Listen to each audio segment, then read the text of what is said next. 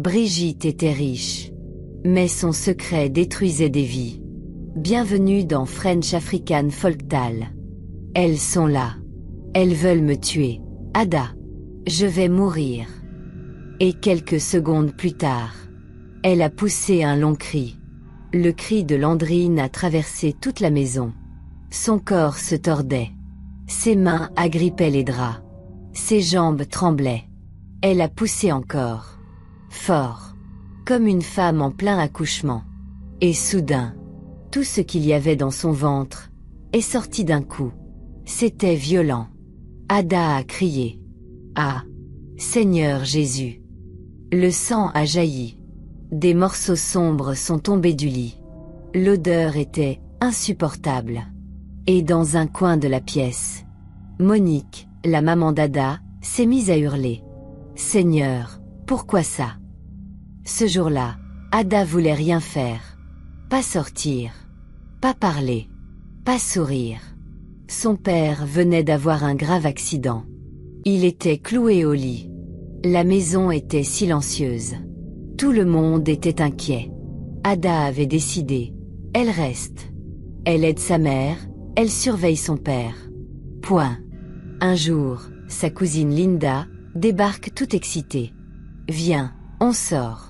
Juste un peu. On va à la piscine. On s'ennuie trop ici. Ada a secoué la tête. Non, moi je peux pas. Papa est malade, je reste avec maman pour l'aider. Landrine a insisté. Toi aussi, tu restes enfermée tous les jours.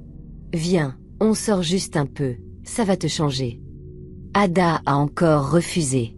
Mais Landrine est partie voir Tata Monique. Elle lui a dit. Tata, je veux qu'elle m'accompagne. Monique a regardé sa fille et dit. Ada, ce n'est pas chaque jour que tu vas rester ici. Papa est malade, mais on est là. Toi aussi, tu dois souffler. Va t'amuser un peu. Ada a soufflé, elle a cédé. Bon, d'accord. Je vais venir. Elles se sont préparées. Elles sont parties ensemble. Direction la piscine du quartier. Arrivée là-bas, Landrine a sauté direct dans l'eau. Ada, elle, est restée assise au bord. Elle ne savait pas nager. Elle n'aimait pas ça. Elle regardait juste sa cousine éclabousser, rire, profiter. C'est là qu'une grande dame élégante, bien maquillée, habillée comme une star, l'a appelée de loin. Cette dame s'appelait Brigitte. Et, viens t'asseoir avec moi, a dit Brigitte. Ada a répondu calmement. Non madame, je suis avec ma cousine, je ne peux pas venir. Brigitte a souri. Alors appelle-la, qu'elle vienne aussi. On va s'asseoir toutes ensemble. Ada a hésité, puis a fait signe à Landrine. Et les deux cousines se sont avancées vers Brigitte. Ada et Landrine se sont assises avec Brigitte. La dame parlait calmement, avec une voix douce, comme si elle les connaissait déjà. Elle posait des questions banales. Vous êtes sœurs? Vous étudiez où? Ada souriait un peu. Linda riait trop fort. Madame Brigitte parlait doucement, toujours avec ce sourire figé. Elle disait, vous êtes belle. Vraiment. Des perles rares. Puis elle a sorti son téléphone. A passé un appel. Après quelques minutes, Brigitte a appelé le serveur. Elle a commandé boissons, plats, même des amuse-bouches. Ada et Landrine n'avaient pas beaucoup d'argent. Juste assez pour payer l'entrée et un jus. Là, elles se sont mises à manger sans se gêner. Brigitte sortait les billets sans problème. Elle a même réglé les frais de la piscine pour elles deux. Landrine a chuchoté à Ada. Tu vois, elle est trop gentille. On a de la chance aujourd'hui. Ada restait méfiante. Mais elle souriait quand même, parce que tout semblait facile. En fin de journée, Brigitte a dit « Venez, je vais vous déposer à la maison ». Les filles sont montées dans sa voiture. Ada s'est assise devant, à côté de Brigitte.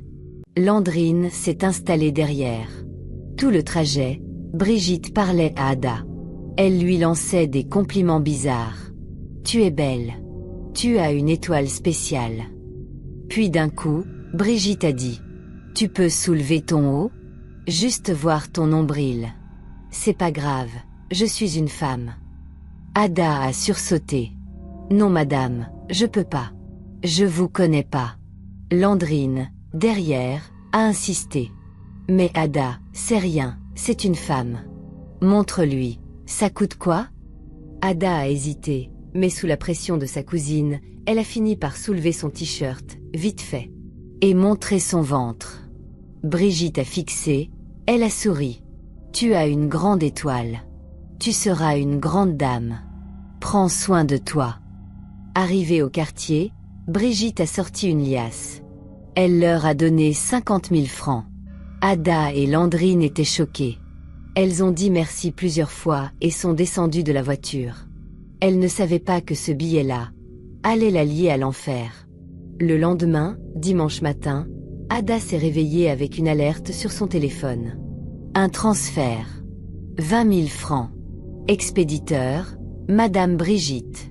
Elle n'a même pas eu le temps de réfléchir. Le téléphone a sonné. C'était elle.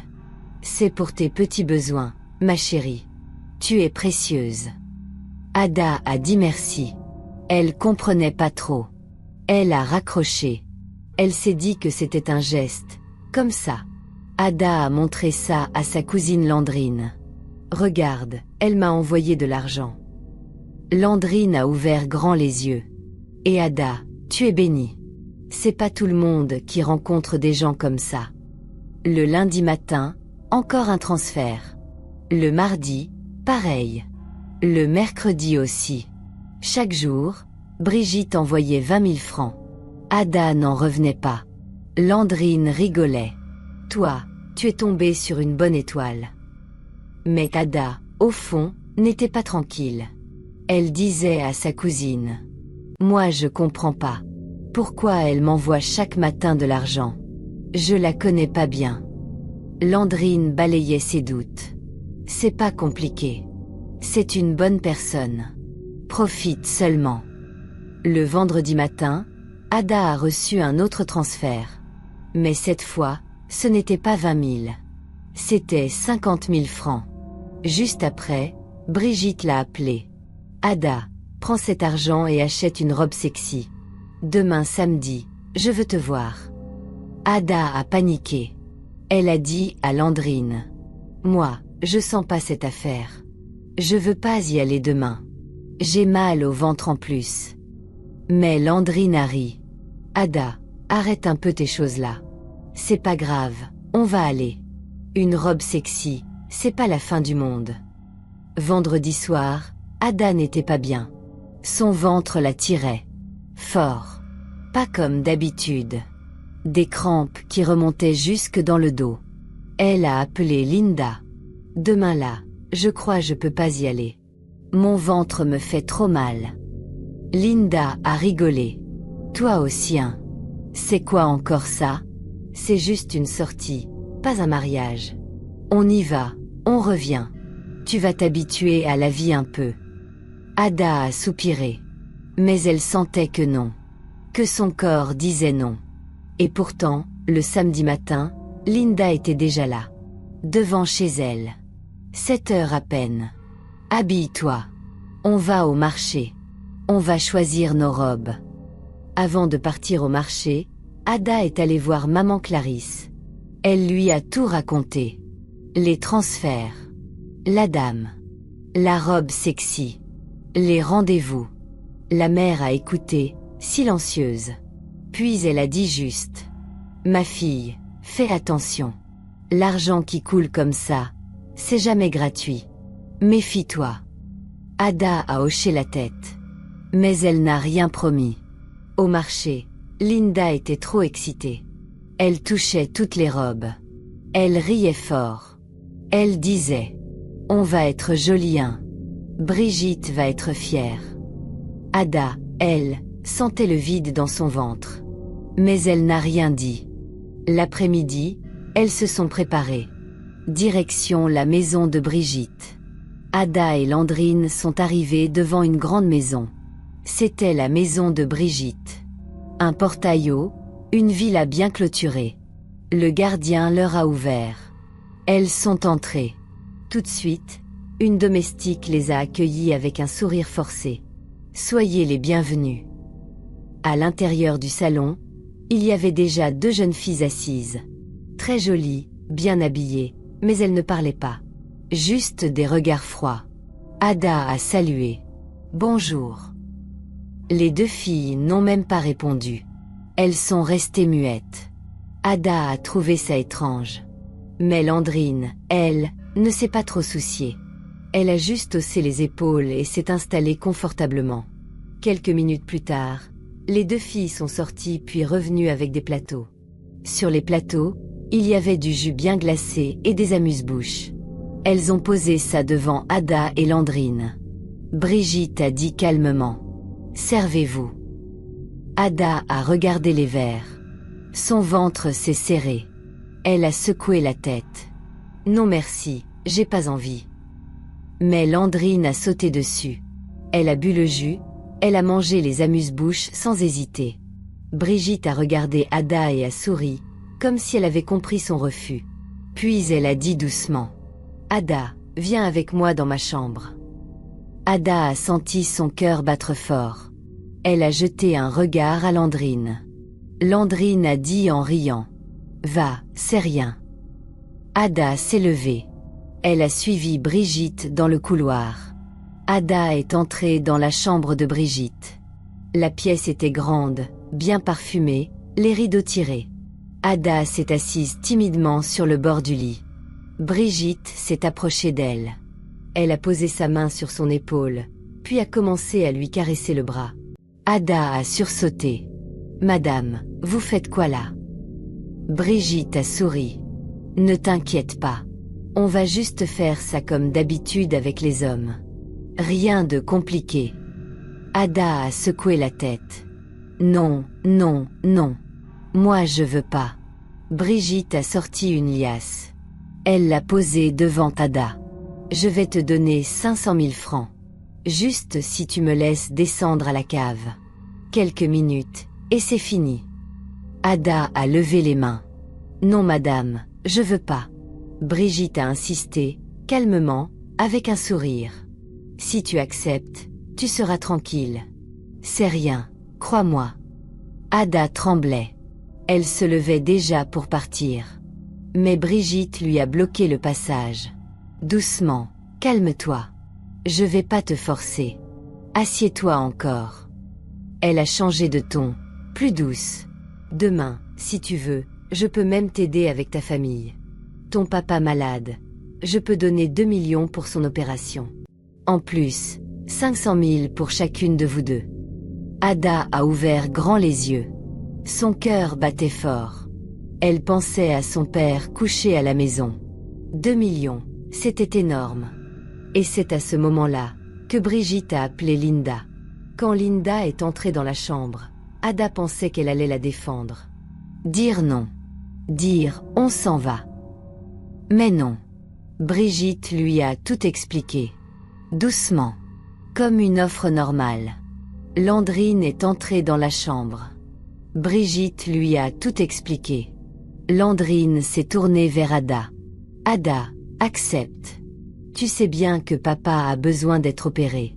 500 000, c'est beaucoup. Et 2 millions pour l'opération, c'est une bénédiction. Ada la regardait.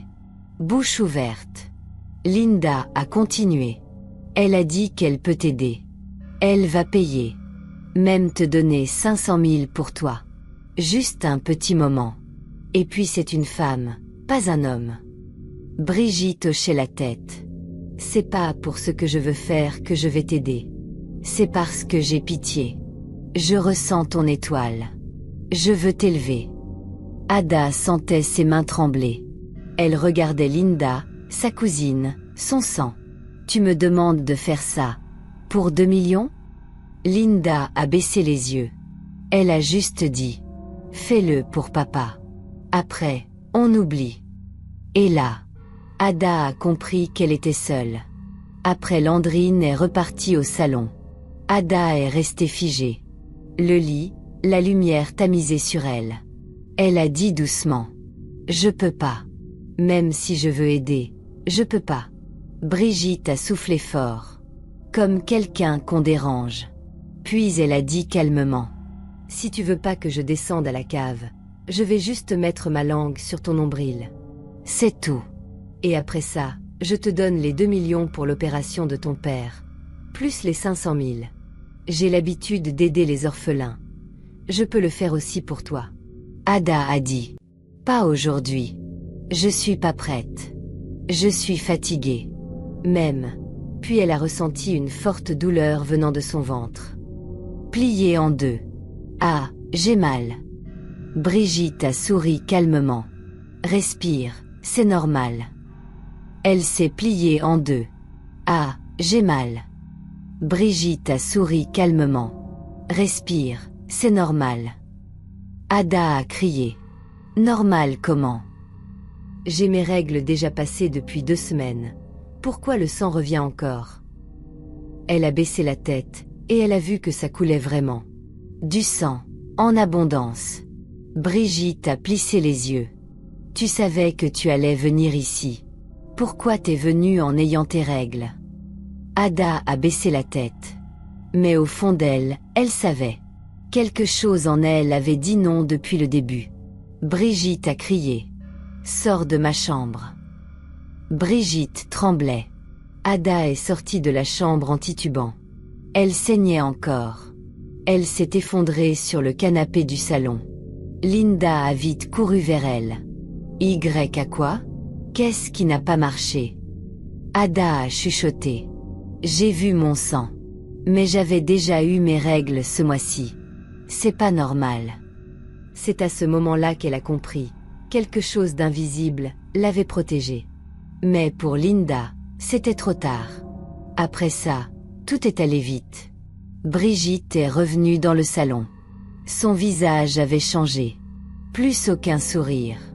Elle les a regardés comme si elle puait. Elle a tendu 2 billets. 5 000 francs chacune. Prenez ça. Rentrez. C'est fini. Ada a pris sans parler. Linda aussi. Pas un mot. Pas un regard. Elles ont quitté la maison. Portail refermé derrière elles. Même pas un au revoir. Même pas un regard de la domestique. Dans la voiture du retour, Ada avait toujours des crampes. Elle transpirait, elle se tenait le ventre. Le sang a coulé encore. Puis, arrivé chez elle, quelque chose d'étrange s'est produit. Le sang a cessé net. Comme si rien n'avait coulé. Ada s'est regardée plusieurs fois. Plus rien. Elle a dit à sa maman Monique. Maman, c'est bizarre. J'avais mes règles il y a 2 semaines. Et là encore, c'est revenu, mais ça s'est arrêté d'un coup. Monique l'a regardée, inquiète, mais elle n'a pas trop insisté. Elé a juste dit, va te reposer. Ne sors plus avec cette cousine-là. Je la sens pas. Ada a hoché la tête. Mais elle ne savait pas comment expliquer ce qu'elle ressentait. À partir de ce jour, Brigitte appelait encore. Mais Ada ne répondait plus. Elle refusait chaque rendez-vous. Landrine, de son côté, devenait étrange. Elle parlait moins, elle s'absentait souvent. Et Ada ne savait pas encore que sa cousine commençait à voir Brigitte en cachette. Quelques semaines ont passé. Ada ignorait toujours les appels de Brigitte. Elle refusait chaque rendez-vous. Mais sa cousine Landrine, elle, s'était rapprochée de la dame. En cachette. Ada voyait bien que quelque chose avait changé. Landrine sortait souvent. Elle répondait à des appels en cachette. Quand Ada posait des questions, Landrine esquivait. Non, rien. Un soir, le téléphone d'Ada a sonné. C'était son oncle Paulin. Sa voix tremblait. Ada, viens vite. Il y a un problème grave à la maison. Ada a demandé. Mais quoi? Qu'est-ce qui se passe? Oncle Paulin a insisté. Ne pose pas de questions. Dépêche-toi de venir. Ada et sa maman Monique se sont précipitées. En arrivant, elles ont trouvé Landrine allongée sur un lit. Elle respirait difficilement, comme si elle était à l'agonie. Ada a crié. Landrine, qu'est-ce qui t'arrive? Les yeux de Landrine étaient rouges, gonflés de larmes. Sa voix était faible. Ada, tout ce que je peux te dire, c'est la dame de la piscine. Brigitte. Ada s'est jetée sur elle. Quoi? Brigitte a fait quoi? Dis-moi. Landrine a gémi. C'est elle, je suis partie chez elle, elle m'a fait la cave. Sa respiration s'est coupée. Ses mains tremblaient. Ada était en pleurs, elle secouait sa cousine pour qu'elle parle encore. Linda a murmuré, presque sans voix. Son regard se figeait. Elle avait mal. Son ventre bougeait tout seul. Ada pleurait. Qu'est-ce qu'elle t'a fait? Et là, Linda a dit une phrase qu'Ada n'oubliera jamais. C'est pas moi qu'elle voulait. C'est toi qu'elle voulait depuis le début. Allongée sur le lit, Landrine parlait par saccades. Sa voix était faible. Mais elle voulait qu'Ada comprenne. Quand toi, tu as refusé Brigitte, elle a commencé à m'appeler moi. Elle me proposait les mêmes choses. Moi j'ai pas refusé. J'y suis allée en cachette. Ada a écarquillé les yeux. Mais Landrine, pourquoi tu m'as rien dit? Landrine a fermé les yeux un moment, puis elle a continué. Arrivée là-bas, Brigitte m'a dit qu'elle allait me faire la cave. Au moins 2 heures. Elle a dit, si tu acceptes, je vais t'aider, tu seras béni. Tu auras beaucoup d'argent. Ada tremblait. 2 heures. Et tu as accepté. Landrine a hoché la tête. Les larmes coulaient. Oui, j'avais accepté. Mais au bout de 30 minutes, j'ai commencé à sentir une douleur atroce. C'était pas normal. Je criais, mais elle disait, supporte, il reste du temps. Elle s'est tordue sur le lit en parlant. J'avais mal dans tout le corps, surtout en bas. Je sentais que mon ventre se déchirait. Je voulais arrêter, mais Brigitte me forçait. Fini les 2 heures. Ada a porté les mains à sa tête. Seigneur. Landrine a ajouté, d'une voix cassée. Quand les 2 heures ont fini, elle s'est levée. Elle est allée s'asseoir au salon. Elle a commencé à fumer. Et les 2 filles silencieuses. Tu te rappelles? Elles sont revenues. Ada a reculé d'un pas, la gorge sèche. Les 2 filles muettes. Qu'est-ce qu'elles t'ont fait? Landrine a fermé les yeux. Elle a murmuré. Elles se sont jetées sur moi. Une est descendue à la cave, l'autre m'a bloquée. C'était comme si elle voulait m'achever. Landrine avait la voix coupée. Ses yeux roulaient déjà, mais elle continuait à parler pour que Ada comprenne. Elle a dit. Après. Brigitte m'a regardée, et elle a ri. Elle a dit, toi-même, je ne te voulais pas. C'est Ada que je voulais. Toi tu as les gros yeux, c'est elle qui a une bonne étoile. Ada a crié. Quoi? Donc c'est moi qu'elle voulait depuis le début. Landrine a hoché faiblement la tête. Oui, mais comme tu refusais, elle m'a prise à ta place. Elle a repris son souffle, puis a ajouté. Après ça, elle m'a donné une enveloppe. Elle a dit qu'il y avait 2 millions dedans. Elle m'a dit, tiens, prends ça, c'est pour toi. Ada s'est approchée du lit, elle a demandé. Et alors? Landrine a secoué la tête, les larmes aux yeux. Quand je suis sortie, j'ai ouvert l'enveloppe. Dedans, c'était pas 2 millions. C'était des billets bizarres, sales, comme des papiers brûlés. Et elle m'a donné seulement 2000 francs pour prendre le taxi. Ada a crié. 2000 francs. Après t'avoir fait tout ça. Landrine a gémi. Oui, et depuis là, j'ai mal. Mon ventre brûle, je peux plus marcher comme avant. J'ai mal dans mes parties intimes, jusque dans mes os. C'est comme si tout à l'intérieur se déchirait. Ada pleurait, elle tenait sa cousine dans ses bras. Son oncle Paulin et sa maman Monique regardaient, impuissants. Landrine a terminé, presque sans voix.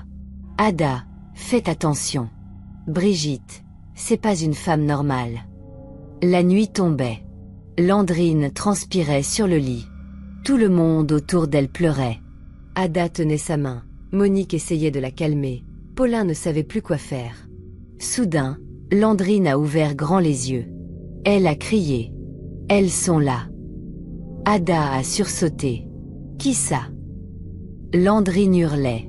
Les deux filles muettes. Elles sont là. Elles veulent me tuer. Elle regardait un coin de la chambre comme si quelqu'un se tenait là. Mais personne ne voyait rien, sauf elle. Ada pleurait. Landrine, calme-toi, y a personne. Landrine se débattait, elle voulait se lever, mais elle n'avait plus de force. Elle criait encore. Elle m'encercle. Ada. Elle m'attrape. Je vais mourir. Monique pleurait fort, elle suppliait. Seigneur, aide-nous. Paulin tenait sa tête, il répétait. Ça va aller, ça va aller. Mais lui-même tremblait. Landrine commençait à tourner les yeux. Sa bouche s'ouvrait, elle respirait avec peine. Elle poussait comme une femme qui voulait accoucher. Ada criait. Mais pourquoi tu pousses comme ça? Qu'est-ce qu'il y a? Landrine a murmuré. C'est comme si quelque chose veut sortir de mon ventre.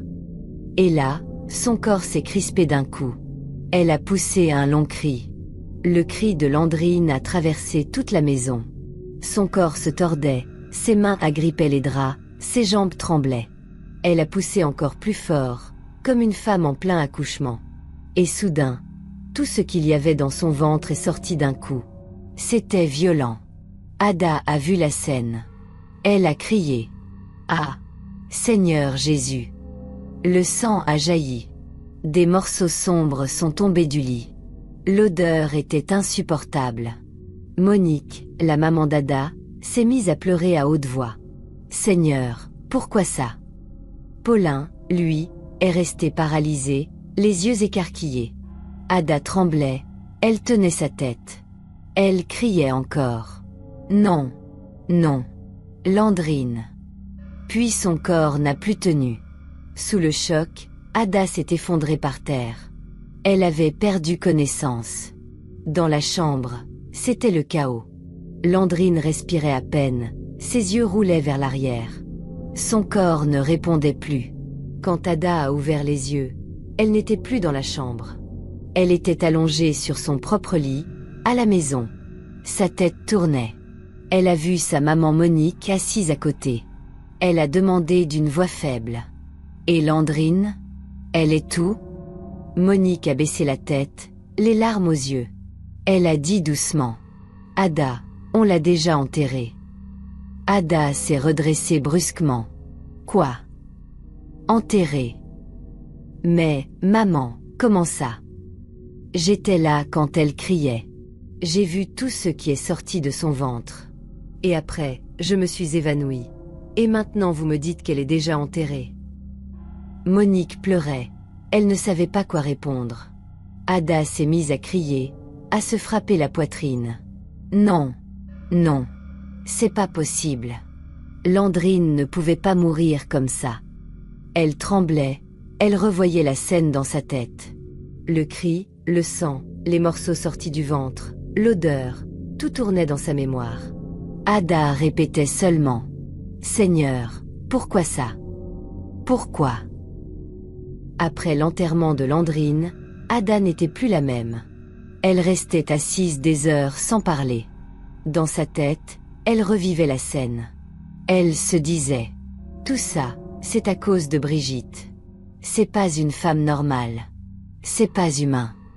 Elle repensait au sang qui était revenu bizarrement, aux douleurs dans son ventre, au sourire inquiétant de Brigitte dans la chambre. Tout faisait sens. Ada répétait. Si moi j'avais accepté, c'est moi qui serais morte. Elle me voulait, pas Landrine. Chaque fois qu'elle fermait les yeux, elle revoyait la cousine sur le lit, criant « Elles sont là. Elles veulent me tuer. » Les deux filles muettes, ces images ne la lâchaient plus. Ada s'est juré de ne plus jamais répondre aux appels de Brigitte. Elle a même changé de numéro. Mais au fond d'elle, elle savait que le danger rôdait toujours. Ada rassemblait ses forces pour parler. Elle n'avait plus de cousine. Elle avait vu l'horreur de ses propres yeux. Alors elle a pris ça comme un devoir, avertir. Elle disait aux jeunes du quartier, aux filles comme elle, « Méfiez-vous. Les belles paroles, l'argent facile, Ça cache toujours quelque chose. Brigitte n'était pas une simple femme, c'était un piège vivant. Elle répétait.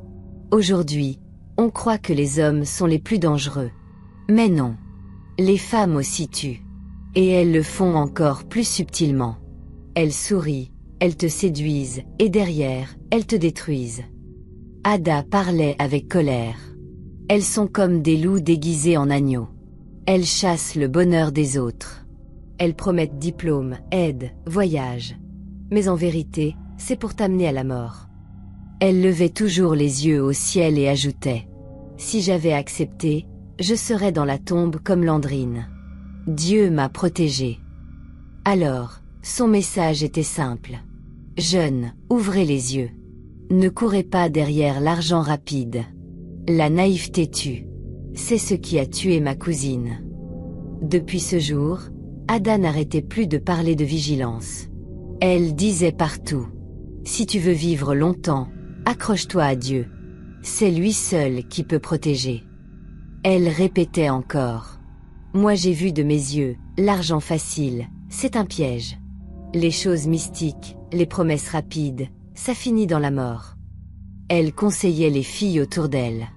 Même si quelqu'un t'offre 20 000 chaque jour, même si on te donne une robe sexy, même si on te promet des millions, si tu sens que c'est pas clair, fuis.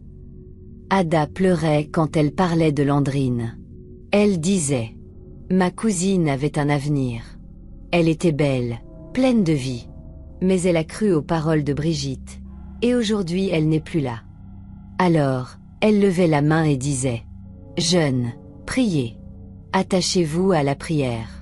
Dieu seul peut fermer la porte du diable. » Cette histoire, c'est pas pour faire peur. C'est pour réveiller. Le monde a changé. Les pièges sont maquillés. Les dangers te sourient. L'argent facile, les belles promesses, les gens qui veulent t'aider, sans raison, fuis ça. Quand ton cœur te dit non, écoute-le. Dieu parle souvent par le malaise. Ada a dit non. Elle a eu mal. Mais elle a survécu. Linda a cru que c'était rien. Elle a eu confiance. Elle est partie. Pour rien. Toi aussi, fais attention. Prie. Même quand tu ne comprends pas. Même quand tout va bien. Parce que le mal n'avertit pas. Mais Dieu, lui, protège en silence. Merci d'avoir écouté jusqu'au bout. Si tu as écouté cette histoire jusqu'à la fin, merci. Ça veut dire que tu as un cœur sensible. Et peut-être que tu devais l'entendre. Maintenant, ne garde pas ça pour toi. Parle. Préviens. Partage. À ta petite sœur. À ton amie. À celle qui aime les habits chers, les cadeaux rapides. Dis-lui que le mal n'a plus de cornes. Il a du rouge à lèvres et des promesses. Et surtout, commence par toi. Prie. Reste éveillé. Reste propre. Dis non quand il faut. Dis oui à Dieu. Même doucement. Même à voix basse. Car ce monde est sale. Mais Dieu garde ceux qui le cherchent. Et si cette histoire t'a touché, ne fais pas semblant. Lève-toi. Parle à Dieu. Aujourd'hui. Pas demain. La famille, écoutez bien. Pour vous remercier de votre fidélité, nous lançons un concours exceptionnel sur votre chaîne French African Folk Talks du 1er septembre au 30 septembre. Le but du jeu est simple. Partager un maximum de vidéos. Celui qui partagera le plus sera déclaré gagnant. Voici les récompenses. Premier prix, un smartphone flambant neuf. Deuxième prix, des écouteurs Bluetooth.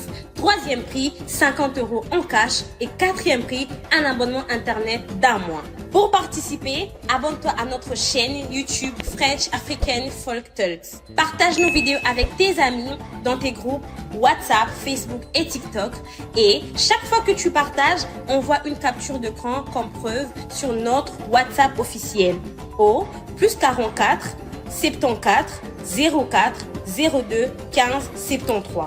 Le concours est gratuit et ouvert à tous ceux qui ont un compte YouTube valide. Seul le partage réel compte. Les faux partages ou preuves frauduleuses annuleront la participation. Les résultats seront annoncés ici même sur YouTube. Alors famille, ne perdez pas de temps. Du 1er au 30 septembre, partagez dans vos groupes Facebook, WhatsApp et TikTok. Envoyez vos preuves et peut-être que votre nom sera annoncé en direct. Bonne chance à tous!